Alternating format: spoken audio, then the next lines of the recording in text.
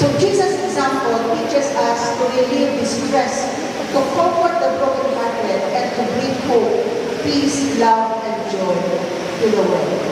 One time, Jesus was asked by a man of the law. He was asked, "Teacher, what must I do to inherit eternal life?" So what was written in the law? And so Jesus replied, "Love the Lord your God with all your heart, and with all your soul, and with all your strength, and with all your mind, and love your neighbor as yourself." So namangkot ko siya, sino po ang ako neighbor? Sino ako kaibon? And then, he was answered with the parable of the Good Samaritan. I believe that all of us are acquainted and familiar with this story. So at least na tayo mag-relate. So in reply to that, the Lord said, there was a man going down from Jerusalem to Jericho, but he was attacked by robbers. They stripped him of his clothes, beat him, and went away, leaving him half dead. And while he was lying there, the priest and the Levite passed by, fellow Jew. But then the priest and the Levite chose to cross to the other side and walk past without helping him. Compassion has no zip code, no denomination, no language barrier, or straightforward differences. Our Samaritan moment is when we help someone we have nothing in common. Kapos ang magulig kong paritin. Kapos ang magulig kong best friend. But the Samaritan moment comes when we help someone who has nothing similar with us. It is a great honor and privilege to introduce our distinguished guest. She is a registered nurse, registered librarian, an educated academic professional, and servant leader. Our speaker has dedicated 29 years of service to Central Philippine Adventist College, serving in various capacities including clinical instructor in the School of Nursing, a level coordinator of the School of Nursing, college librarian for 9 years, quality assurance for academics as a coordinator. Currently, she's working as a CPAC alumni relations and scholarship coordinator. Her diverse experience in nursing education, library administration, academic quality assurance, alumni engagement, donor relations, and scholarship coordination demonstrates her passion for education and her commitment to empower students and strengthening the institutions she serves. Beyond her professional accomplishments, she is a devoted wife and mother. She is married to Pastor Dr. G.C. Aragon, serving as the Young AOC Ministerial Director. Pastor, you are welcome here. We're blessed with 2 sons who are pursuing careers in the medical and dental fields. Indeed, her life reflects faith, excellent service, and deep commitment to education and the development of others. Brothers and sisters, please help me in welcoming our speaker of the hour, God's mouthpiece, Sister Marlo Amaris Aragon.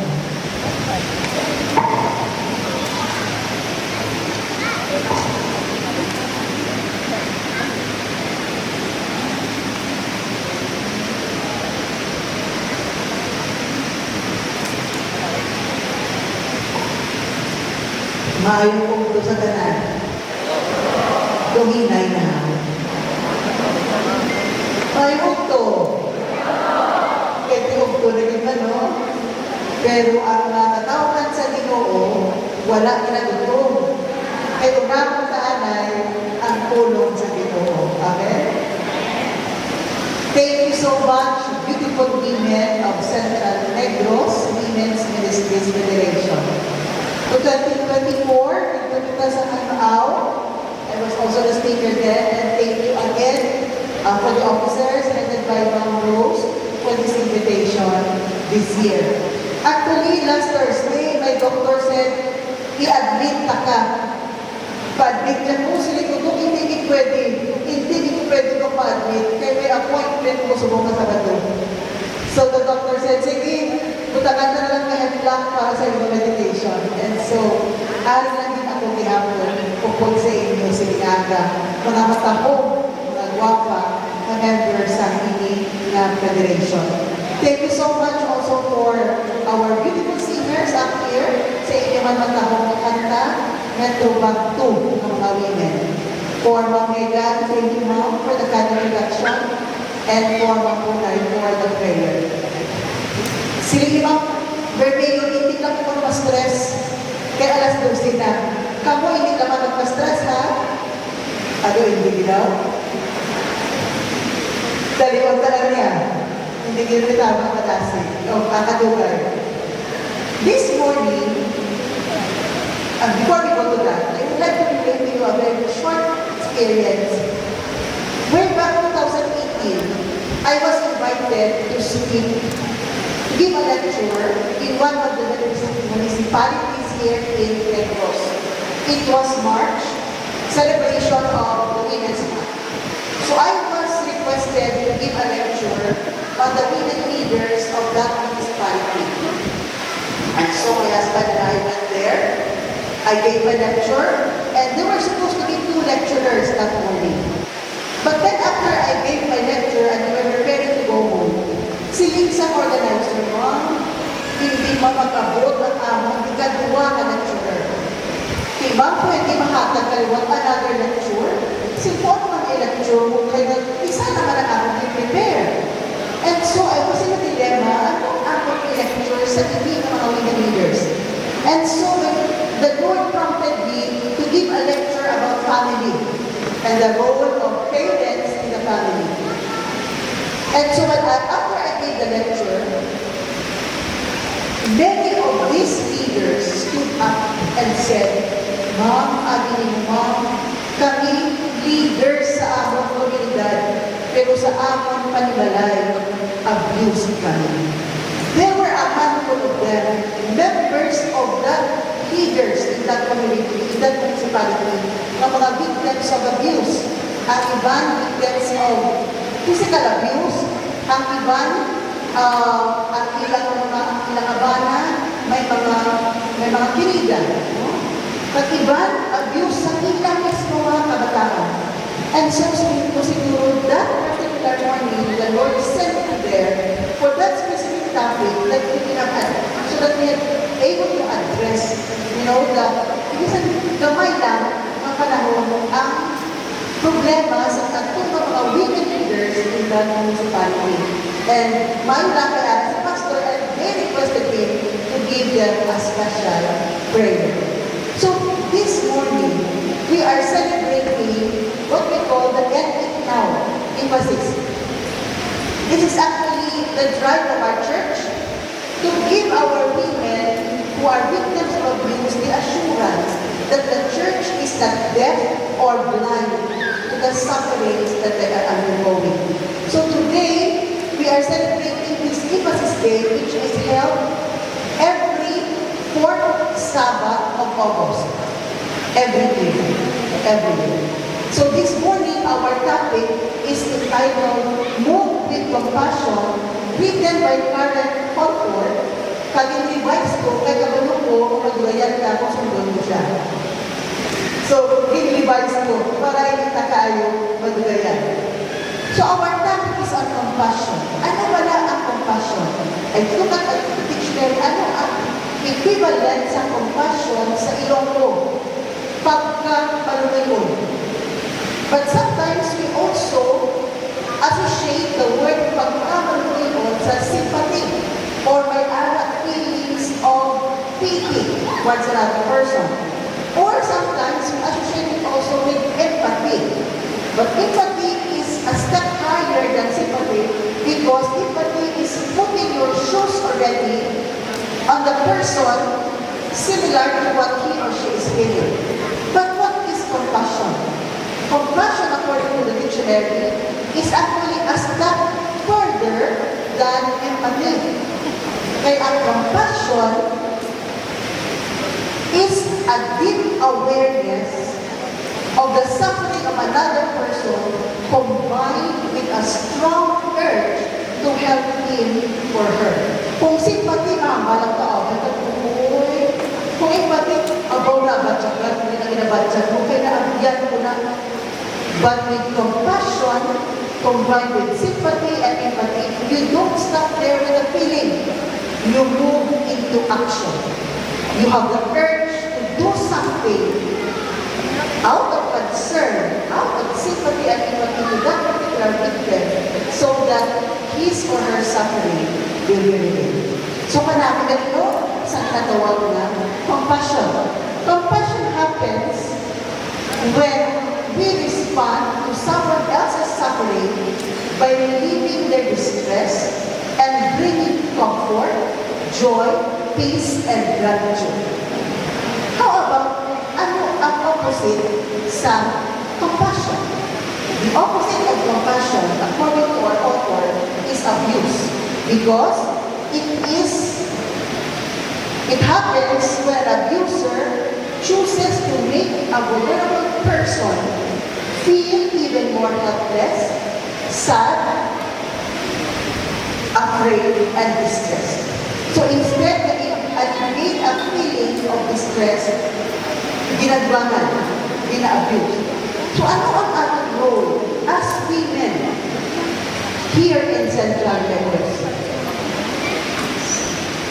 We are privileged and we are blessed that we have Jesus as our model of compassion.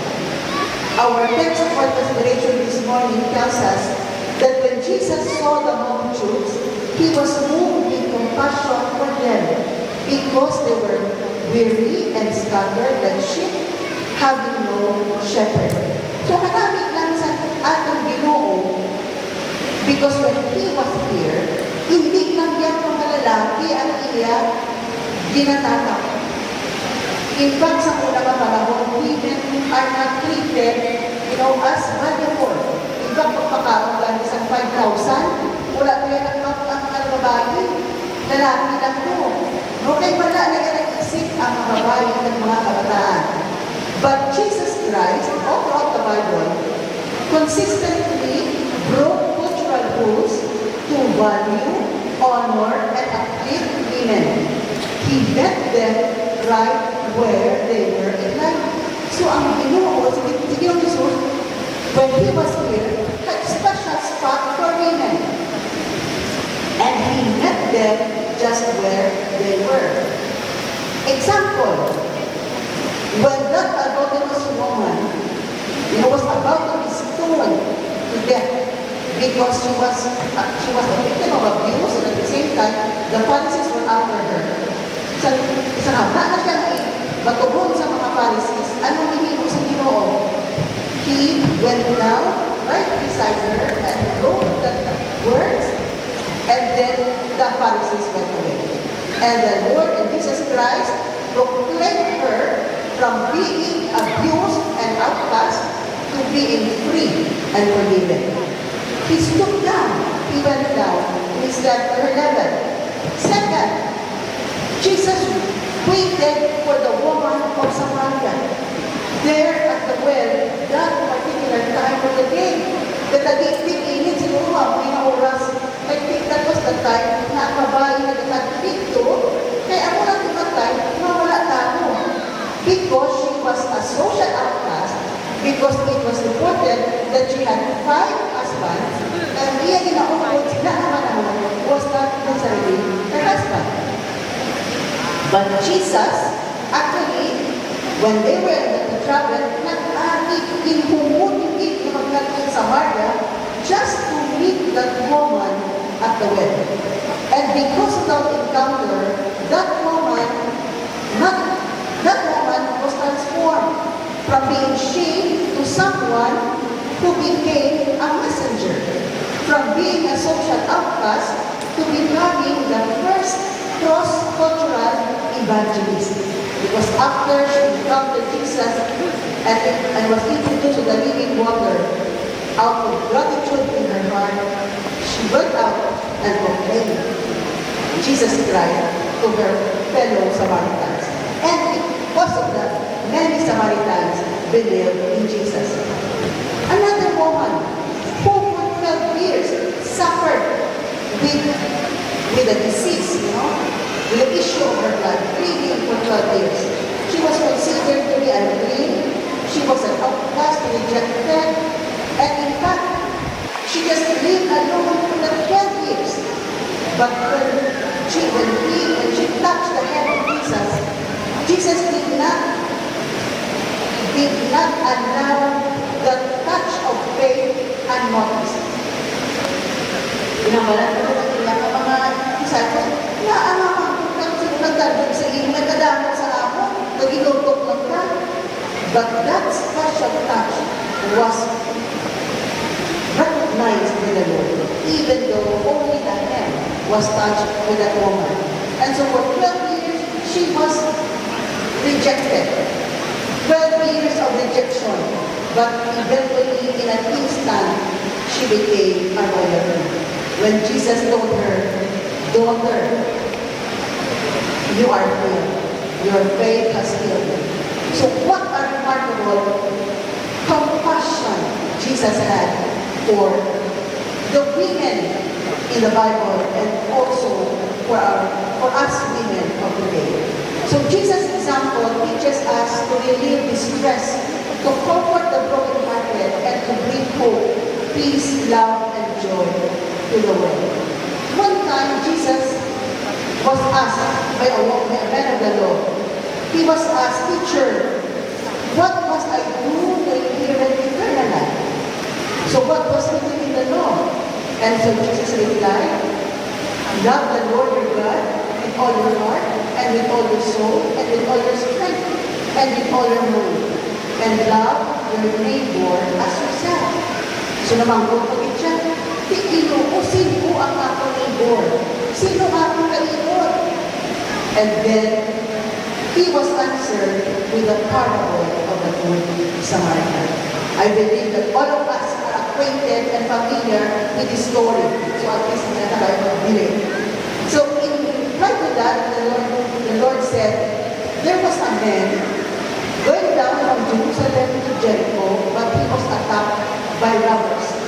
They stripped him of his clothes, beat him, and went away, leaving him half dead. And while he was lying there, the priest and the Levite passed by, fellow Jew. But then the priest and the Levite chose to cross to the other side and walk past without helping him. They did not take the time to help their fellow Jew. Then the next man who passed by was, of course, the Good Samaritan. The Good Samaritan did not only stop, but he helped this Jew, no questions asked. So he stopped and helped the man who was beaten by the robbers. So what are the 4 lessons that we can learn? Lessons of compassion that we can learn in this beautiful parable. The first, look with eyes of mercy. Pwede ba ito makatanaw actually? Pero ang ginagawa, with mercy, with compassion, with love, with concern, with sympathy with the other person. But a certain Samaritan, Luke 10:32 says, but a certain Samaritan as he journeyed came where he was, and when he saw him, he had compassion on him. Ang Levite at ang priest, nakita ang ayan. They saw the same man seen by the Good Samaritan. But even though they saw him, they did not stop to help. Because they saw a problem. Kita nila problema niya. Marisgo ka na ron, badalahin mo ka na ron. Maraan na delikado nila niya, ilado nila ang robbers. Basta ka mo, katulad niya, o naman sunod. They saw a problem, they saw a mess, they saw a risk. na nabutang sila sa alang-alang. But the Samaritan stopped and helped because he saw a person. So what the difference it made when we look with eyes of mercy. Compassion starts with attention. You can't help another person if you don't see that person. If we don't take time to really look, ano ibala ang problema niya? Ano ibala ang iyak na inaabyan sa buhay? If we don't take time to better look with the eyes of mercy, then we cannot genuinely and sincerely stop and help. Second lesson, offer help that costs. So medyo may presyo. When to him and bound up his wounds, pouring on oil and wine, and set him on his own beast, and brought him to an inn, and took care of him. So ano ang mga hinhimo sa ibang Samaritan that cost him some of what he has, what he had? First, it cost him his time. Nagdano siya, kita mo ngayon, naglakad lang. Wala na, okay na. Naglakad. Pero siya, nagpabilin, nagpunta, nagtagulit. It cost him his time. I believe that this Good Samaritan perhaps could have been a merchant. No, I think, gawin pa siya mo. No? Siguro, traveling merchant. So it cost his time. He stopped his journey. He got delayed. But he did not buy it. Instead, he went to that man and bound up his wounds, pouring on oil and wine. Compassion is not defined by busy schedules. Love makes time. If we love another person, we will take time with that person. Sabi ko ni Rick Warren, time is the most precious gift you can give to another person. Because it is a gift that can never be retrieved again. Once it is lost forever. So if you have spent time with this person now, it is priceless because it can never be retrieved again. So love makes time. It also costs him his comfort.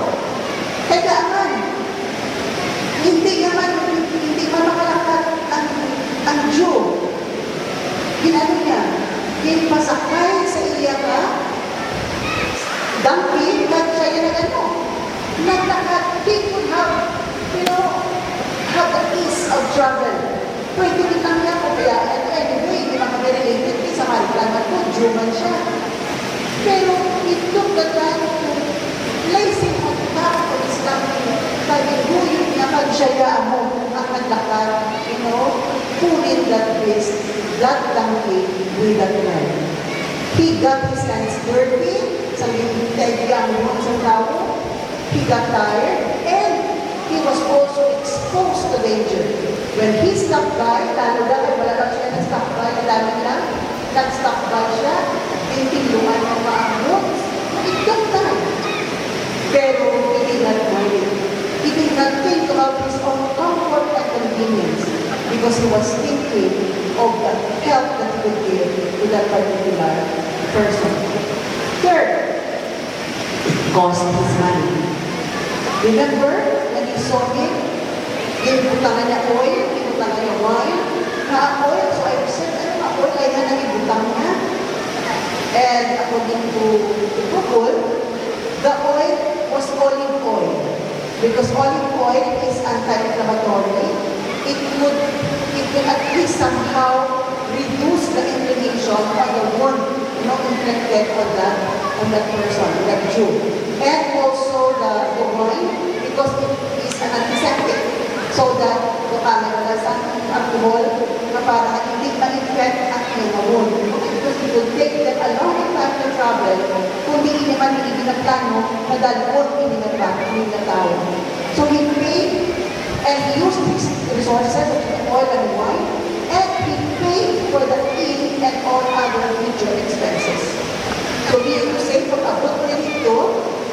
Sa gitnaan niya, sa hotel, pinipiling, bayaran niya pa ang gasto sa pag-stay sa ina na Jew sa ina ng hotel.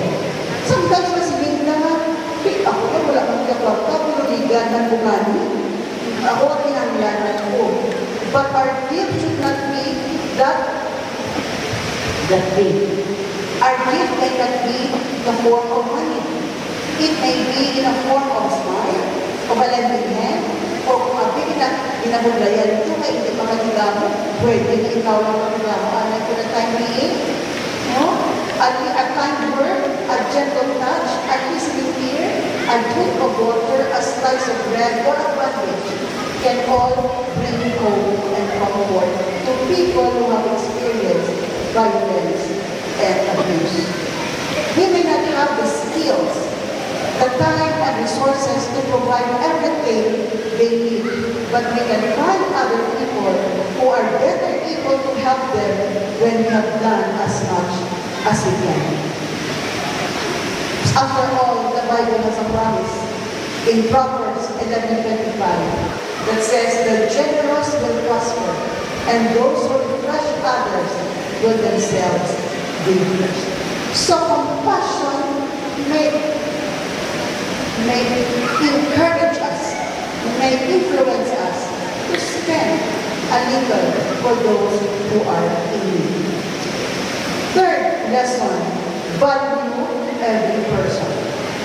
What is the difference between the Jews and the Samaritan? Pag naamog ini ang parable, naging hatag ng Pinoong Jesus in answer to the question of that man of the law. During this time, sa nakapanahon, ang Jews and Samaritans were culturally divided. Kaya ang mga Samaritans were a mixed race, so the Jews looked down on them. So hindi pwede magkihalo ang Jews at ang Samaritans. So ako na ang rason na supposed to be ang Levite at ang priest kami, sila ang right people to stop and help that man. Hindi pa rin sila Jews. Pero, the reason they did not do that because of what they call the ceremonial laws. Hindi sila gusto because during the time, ang mga priest, ang mga assistant to the priest and Levite, they were considered, they need to be pure before they can perform ceremonials in the synagogue.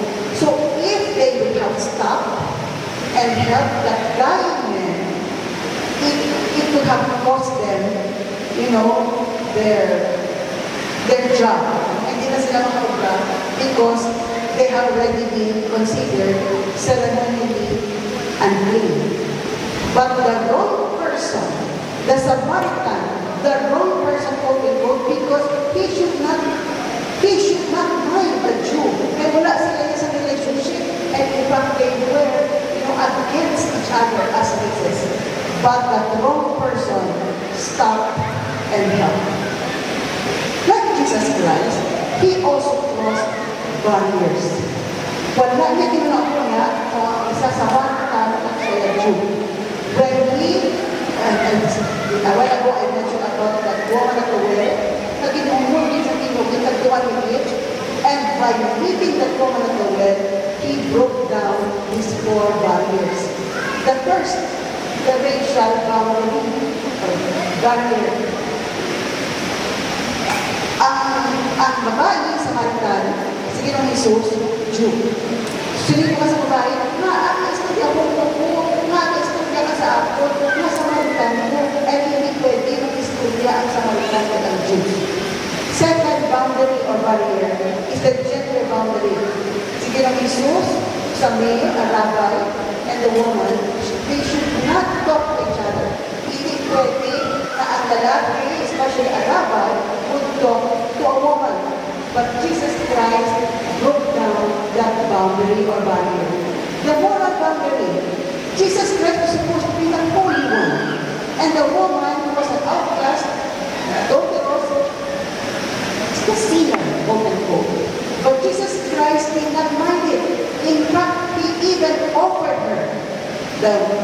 the drink of the living water. And, of course, the social boundary. Jesus Christ was the evangelist or the rabbi, and the woman was an outcast.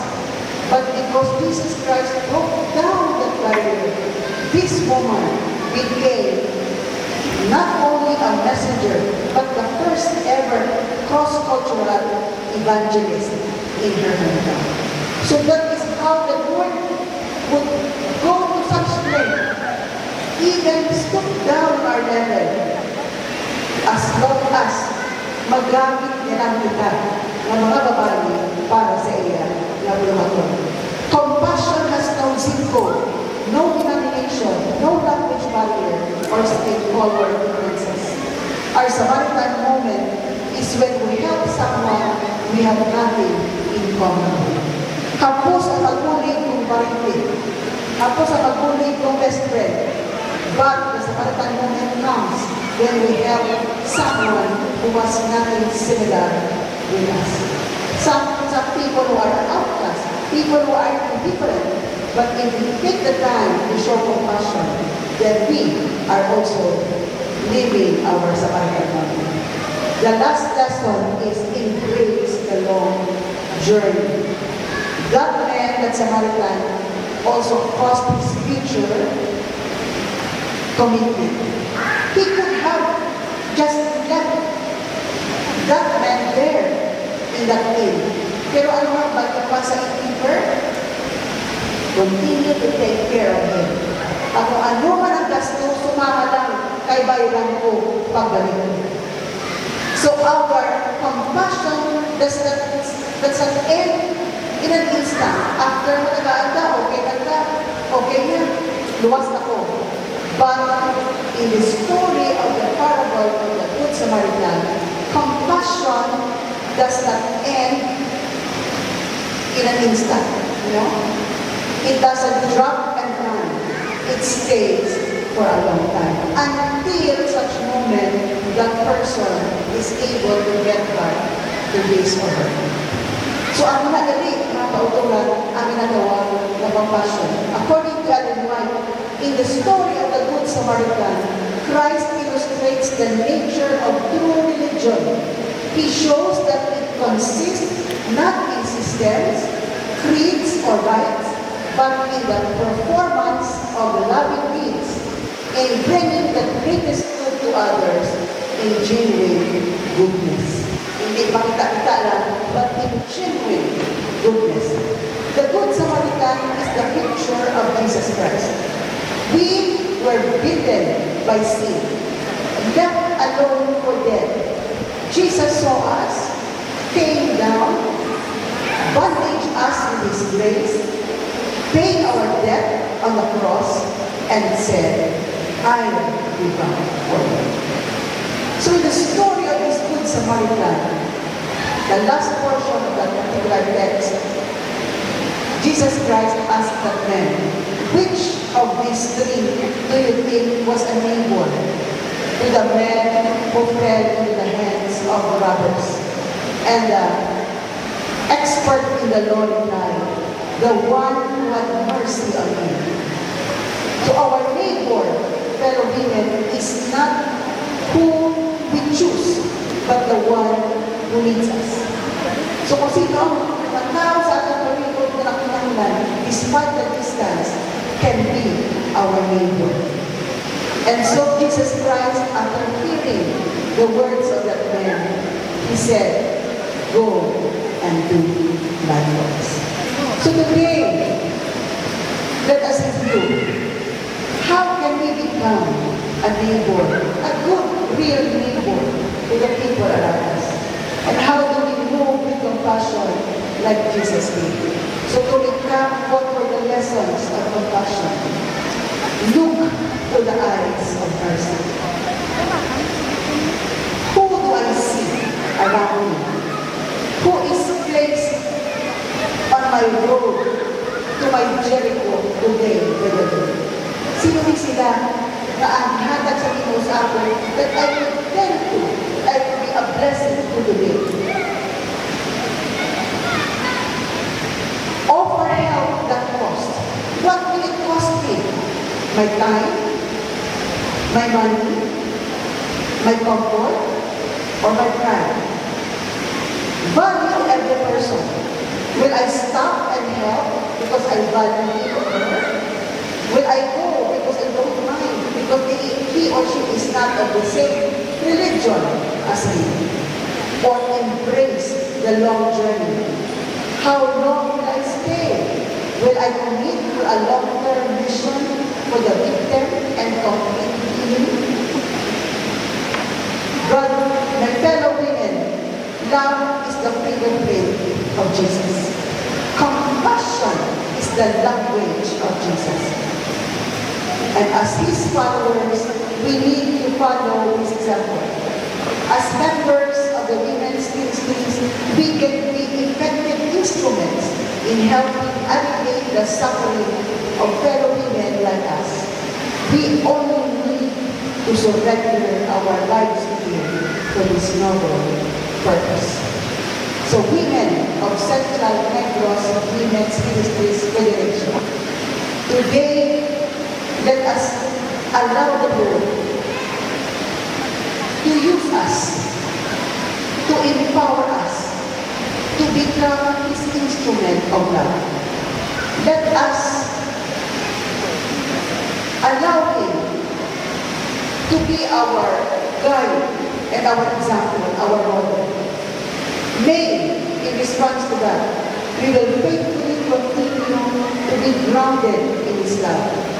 May we will sincerely commit all that we have for the purpose, for His purpose, and may we will continue consistently follow Him as we grow, reach our goal. May the Lord bless us today and always.